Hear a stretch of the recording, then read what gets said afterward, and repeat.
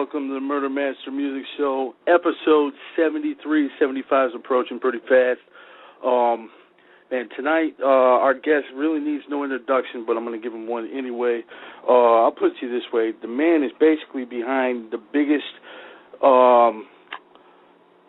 family tree, so to speak, in hip-hop, period. Because if you look at all the shit that has spawned out of the Ruthless Records family tree over the years, you're talking millions upon millions of records sold around the world. He has a book out called Ruthless. You can get that book right now at ruthlessthebook.com. It's the one and only Jerry Heller. You know, with Dre, it's different. Okay? Yeah. I was like his godfather, you know? I mean, we were very, very close. So I could never really dislike Andre Young. I mean, I see him on the streets. We live right near each other. His mother lives a couple of houses from me. I see her every single day, you know? When we see each other at the gas station or whatever, although I got to tell you that I haven't seen him recently because I understand he's become very reclusive. But whenever I would see him, we'd say hello. We were very cordial to each other and didn't seem to be any hard feelings, at least not on my part, okay? And I always blamed, you know, him leaving to me not being really aware enough to think that a guy like Suge Knight, who was a $70 a day bodyguard at Ruthless, could come between Eazy and Dre. You know, I never thought that could happen, and I blame myself for that. Yeah. I think that's one of the two big mistakes I made at the company. The other was, and I got to tell you, over 8 years, you know, with the kind of success that we had, that to have two mistakes, of course, but they were big mistakes, Dre leaving. And one day I came into the office, and Mike Klein, who was the Mossad guy, whose daughter's wedding I'm going to tomorrow night. But I came in the office, and he and Eazy were talking, and I said, what's going on here?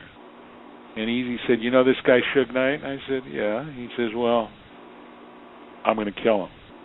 He said, this guy's going to be a problem, and I think I should kill him.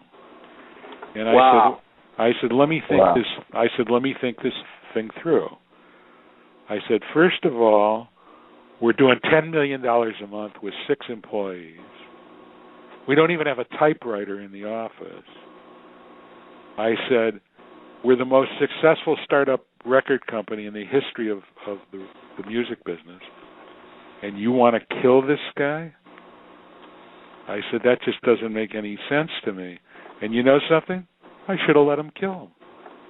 Yeah. You know, I would have done the world a favor. He would have done it for sure, by himself. You know, he always rolled by himself, and he was fearless.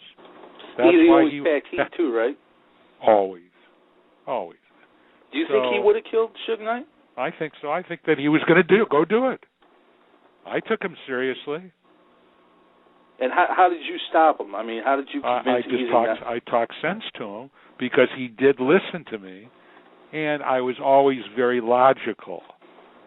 So logic always worked with Eazy. He was a logical guy himself. He was very emotional, but he was always logical. And then we talked about what would happen if he was, you know, if they ever held him hostage or if they threatened to kill him. You know, we had discussed all those eventualities because nothing was out of the question when it came to the people that we were dealing with. Yeah. And to this day, you know, Suge Knight, you know, we've seen interviews with him. I mean, like, he disrespected, I think it was on Jimmy Kimmel, he disrespected Eazy-E. You being so close to Eazy, I mean, how does that make you feel? Obviously pissed off, I mean. I can't believe that the FBI or somebody, I mean, that show is all over YouTube.